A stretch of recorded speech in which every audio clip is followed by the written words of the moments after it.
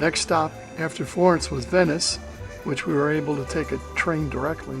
Trains there are very efficient, run on time, and very fast. But once you get to Venice, the only way of getting around is a water taxi or a water bus to get anywhere because there's no roads or vehicles. So once we figured out the water taxi, we got to our Hilton, which we got off like one stop too late, walked back about a quarter mile, but once we got to our hotel, wow, what a beautiful Hilton. We stayed at all Hiltons on our 5-city trip except for Sicily because there was no Hilton there. All of them were very upscale and modernized and beautiful, but the one that stood out the most was the Molino Stuckey Hilton of Venice, and it was the most luxurious one of all. The one in Venice also had the best and biggest room out of all. I mean, everything was modernized, lots of marble, but the best part about it was this view because it opened up right to the canal, right from our room. It was hard to beat this view.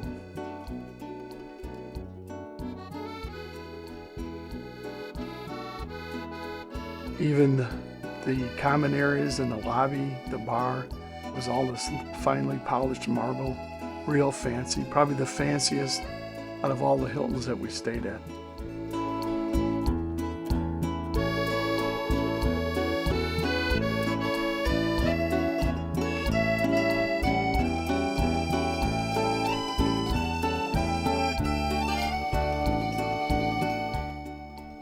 One of the best things about Diamond members is that you get free breakfast, which we had at all the Hiltons, and they had a great variety of European, Italian, and American foods. Everyone was fabulous.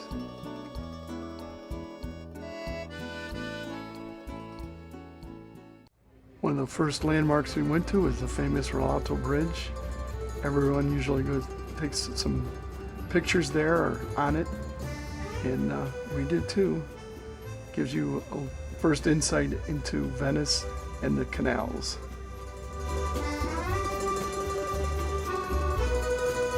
St.Marks Square of Piazza St. Marco was the Venetian Republic's religious and political center. It's the most visited by tourists by far, and it has some very interesting architecture, and you can actually take a tour of St. Marks and the DOGE'S Palace, which we did.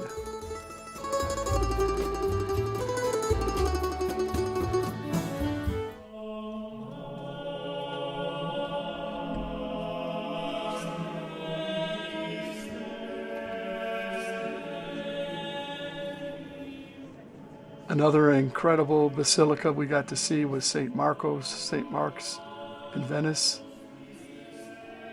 Many statues, paintings, but basically all of the little mosaic tiles everywhere. How intricate everything is.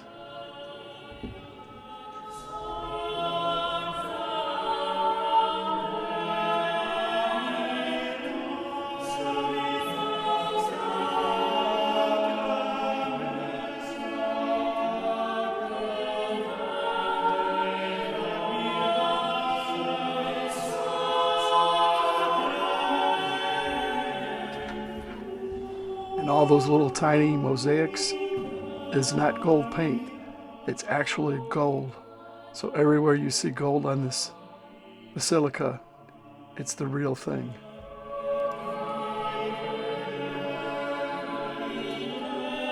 They even had mosaics that covered most of the floors.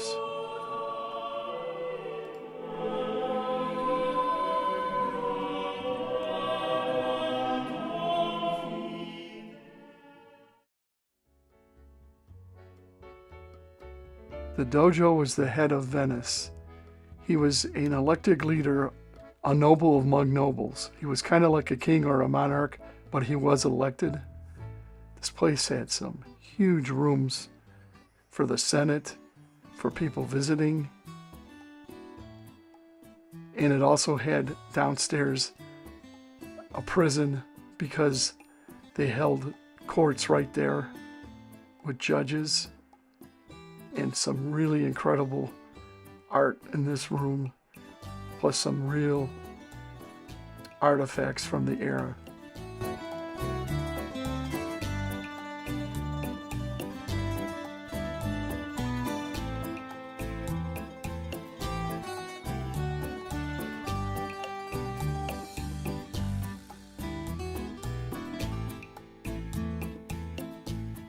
We toured the whole palace, but this room here at the end was a huge room.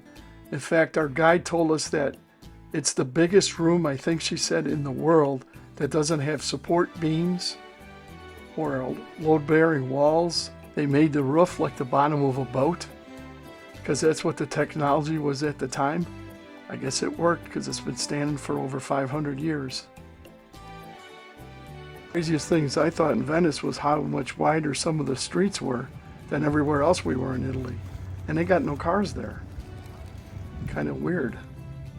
We found a park on the last day we were there, so it was kind of relaxing. We spent a couple hours just taking some pictures. Turned out to be a beautiful day.